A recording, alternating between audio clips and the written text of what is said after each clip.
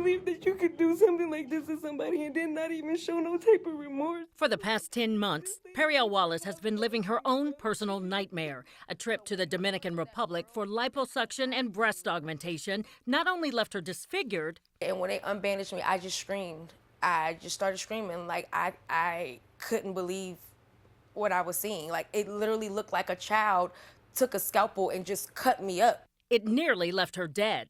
I felt extra weak, like I just did not feel right. Something just felt wrong. By the time she arrived home to Columbus, Periel was in agonizing pain. She shared her medical records with us. They show she was admitted with what doctors described as a raging infection. She says doctors told her it was most likely caused by unsterile medical equipment. I was so angry at myself that I allowed this to happen. That's how I felt. I felt like it was my own fault because if I would have did more research, this wouldn't have happened. Periel knew women who had procedures done by the same doctor in the Dominican Republic and had great results. She expected the same outcome. In my opinion, she's a monster. That's how I look at it, because not once has she even just acknowledged me to say I messed up. And here we have to provide that, which... Dr. Vivek Shah is a board-certified plastic surgeon here in Central Ohio. He says what happened to Periel is heartbreaking, but sadly, he says it's more prevalent than you might think. So I have had 5 people that I've taken care of, and we routinely get phone calls, I would say at least 1 or 2 a month, of somebody that has gone somewhere else outside the country and had a major problem. Dr. Shah agrees that traveling abroad for medical procedures can save you money, but the risk is much greater. Doctors outside the U.S. don't have the same regulations and safety protocols to adhere to. There's no state medical board to hold them accountable, and there's no legal recourse for patients when something goes wrong.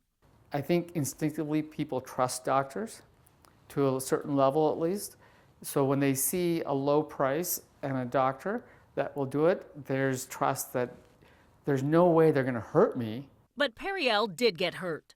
How could you butcher my body that way and then not take any accountability? We tried to get an answer to that very question. My name is Yolanda Harris, and I work for a television station, a CBS affiliate in Columbus, Ohio. The woman who answered identified herself as the doctor's coordinator. She confirmed Periel Wallace was a former patient, but refused to answer any questions about her procedures or what went wrong.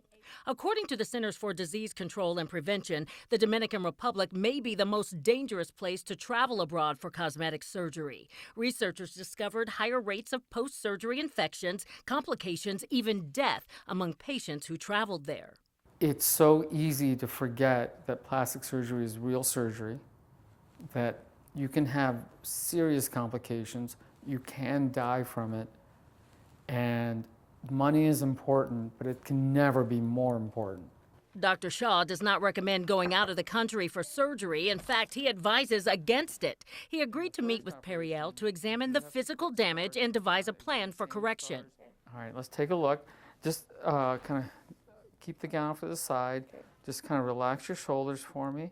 But the emotional damage concerned him just as much. You know, when I talked to her today, I saw such profound sadness.